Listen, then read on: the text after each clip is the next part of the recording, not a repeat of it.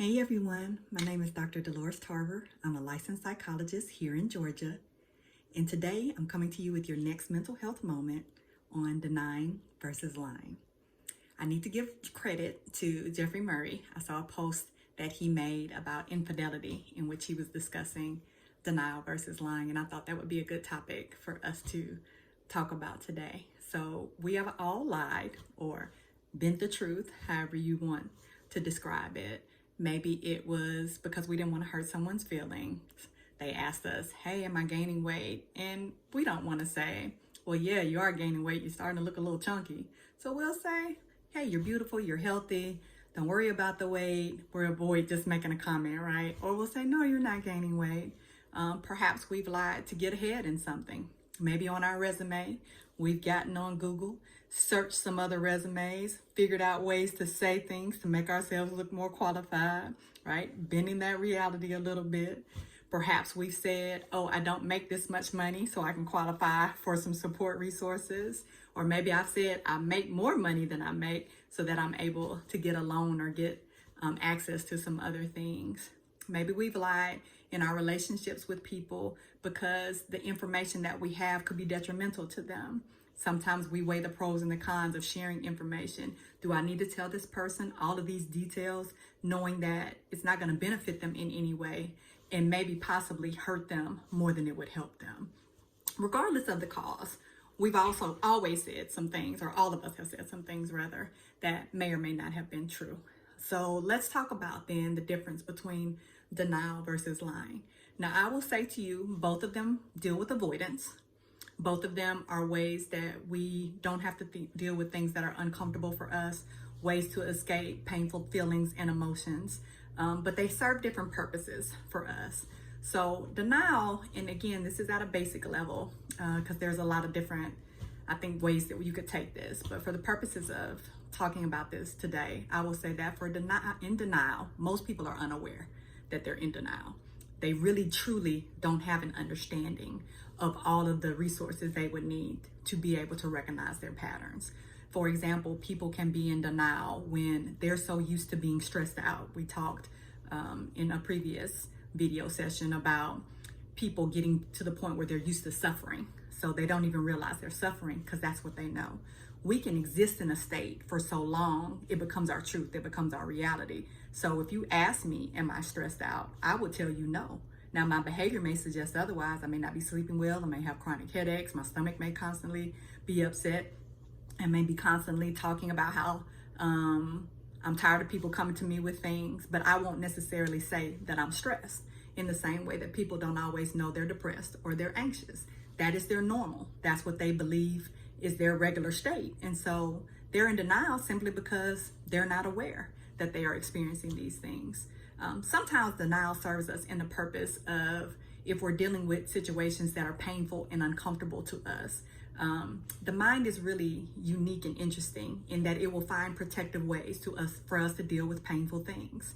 And so we can absolutely put things on a shelf somewhere in our mind so we can get through a situation. And so I begin to believe that things are true. One of my clients used to say, you can fall in love with a lie.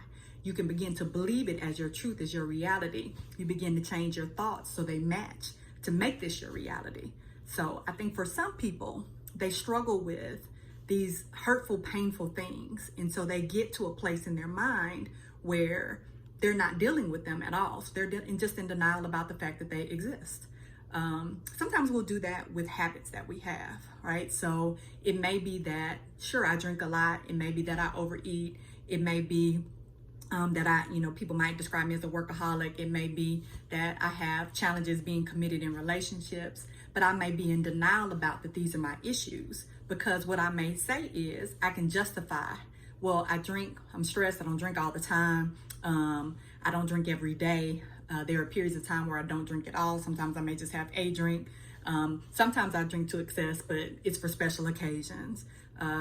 No, I haven't been in a relationship with someone over a certain period of time, but those people have had challenges and I ended those relationships because that was healthiest for me. I'm not in a place right now where I want to commit and date a person when I know that I'm working a lot of hours, right? So we can begin to really lack awareness that these are our behavior patterns, that they're really mechanisms for avoidance.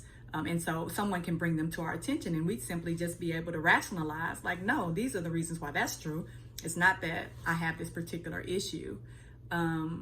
Sometimes we're at a point in our lives where we are so disconnected from our emotions that we don't know what we're feeling. And so I wouldn't even be able to actually express how I feel. So you may ask me, am I feeling overwhelmed? Am I feeling sad? Am I feeling angry? And I don't know because I'm just so disconnected from how I feel about anything that I wouldn't be able to articulate exactly what I'm feeling.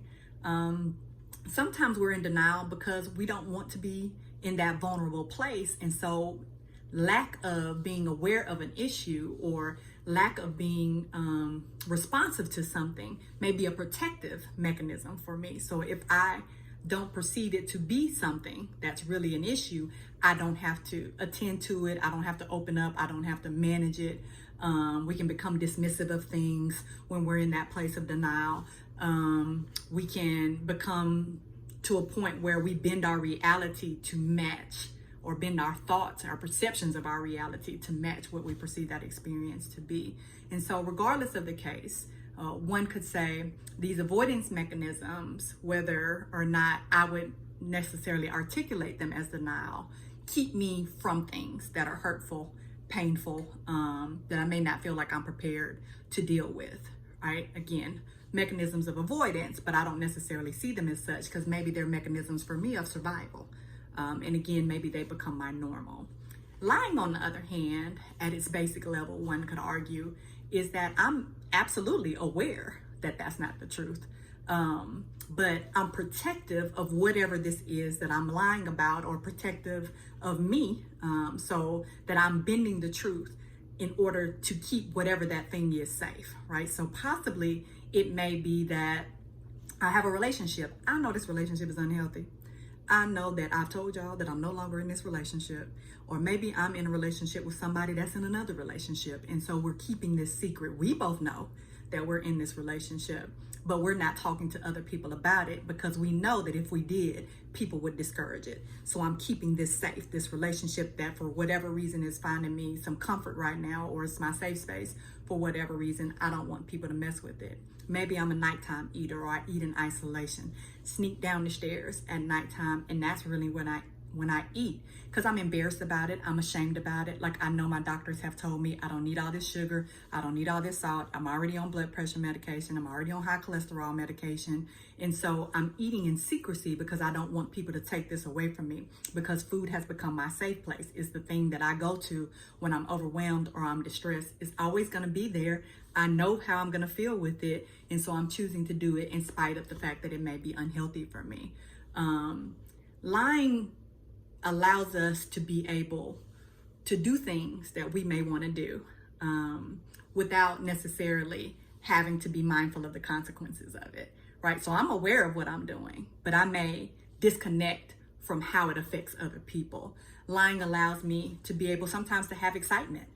So I get to have this one face in my business world, then I get to have this other face over here with other people.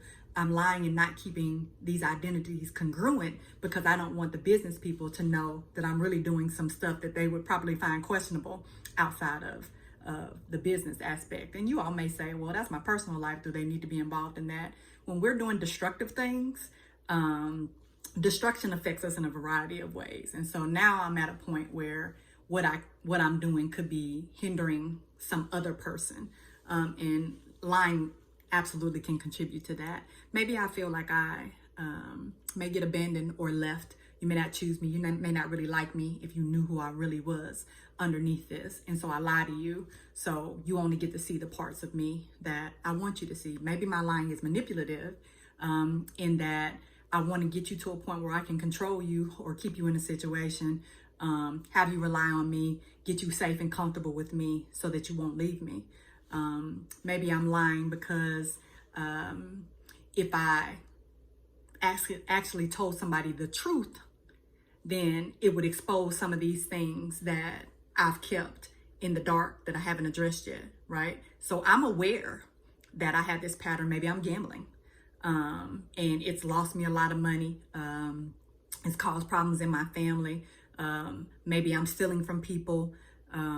Maybe I can't be trusted with people, right? So I'm lying because I don't really want people to know that, because it will cut off my access to things that I want. So regardless of why, right? Whether it's denying or lying, regardless of why, these are avoidance mechanisms. These are things that stop us from really addressing things that could allow us to be our healthiest selves, right? We're not wellness focused if we're in denial or if we're lying, because there is a part of us that has not really been whole. We haven't addressed it. It is continuing to be dysfunctional, and we haven't found any replacement behaviors. So what does that mean? Essentially, every behavior we have serves a purpose. Whether we're aware of what that purpose is or aware of that behavior or not, everything that we do is reinforcing something for us. And so in order for us to fully address ourselves as a whole person, as a well person, that means we need to look at these patterns and be able to find healthy ways to address them. So that leads us to, okay, so what am I supposed to do? If I'm in denial, I don't even know what my issues are. Or if I'm lying, I know what they are and I'm just not really ready to deal with them yet. I want to keep continuing them. Regardless of those paths, what we want to do is we want to have active coping in our lives. We want to have healthy mechanisms that we use to deal with things. So what does that mean? On level one, I need to be aware of what I'm doing. And don't get me wrong, denial can be healthy at points in our lives where we didn't have other options. We did the best that we could do in that situation. So I had to pack this up. Maybe I was in a situation where I was in a trauma and I didn't need to be in the presence of that trauma, really being aware and fully invested in it and fully engaged in it, because it would have been to my detriment. Now I'm out of that trauma, and now it's time for me to address these patterns that I picked up to be able to deal with it, right? So I want to expand on the ways that I manage things. And so avoidance has a place, but it is never meant to be a long-term place. It's only meant to be a temporary space. So when I get out of that space, then I need to go to that active coping. I need to be aware. What are my patterns? What am I doing? What am I hiding? What is the purpose of this behavior? What am I getting from it? Emotionally, how do I feel? So I need to be able to check in with myself in terms of that emotional connection that I described earlier. If I don't even know how I feel, then I'm not going to be able to better understand my patterns or find healthier ways to get my needs met, right? So I need to know what my needs are. I need to understand how, again, this behavior served me. Was it my attempt to try to get something, that there may be a healthier way for me to get it, right? So all of us have healthy mechanisms for coping. We have unhealthy mechanisms for coping. And the goal is just to increase the healthy things that we're doing. Another healthy thing is, okay, problem solving. So I need to figure out what is a better way for me to manage this. I don't want to open that mail because I know there's bills in there. I don't have the resources right now to pay those bills. Again, avoidance is one way of dealing with that situation, but is it the best way of dealing with that situation? No, I need to open up these bills. I need to see what these bills are. I need to figure out my plan for how I'm going to manage them. That takes the power away from the fear, because fear is one of the reasons that we're driven to avoidance behaviors in the first place. We're afraid of something bad happening. A lot of times we'll catastrophize and make it bigger than it is. If I face it, then I can actually see what I'm dealing with and develop the strategies that I need to be able to manage it. What's a better option? And sometimes it's the way we think about things that make things feel like they're so huge. How are my perceptions coloring how I'm interpreting this event, right? So I say that, for example, if I'm struggling in relationships, right? The person that has a hard time being able to connect to other people, I may be perceiving that you see me in a negative way, that you see me as unworthy, that you don't think that I'm good enough, that you see all my flaws, when really that's my own negative self-talk. You're not paying me any attention because you're dealing with your own stuff. But if I perceive everyone in that way, then it's going to affect my ability to be in healthy relationships with other people. So I have to check my own perceptions. How may I be looking at a situation in a way that's distorted?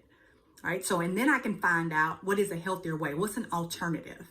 Okay, so I'm thinking in my mind, they don't like me, they're judging me. But what could be another reason why they might be laughing? They could have been talking about something funny right before I walked up, had nothing to do with me at all, right? So I have to kind of check myself and do a little reality checking, if you will, about, okay, what's perception, what's my reality, which means I need to be congruent in what I perceive my reality to be.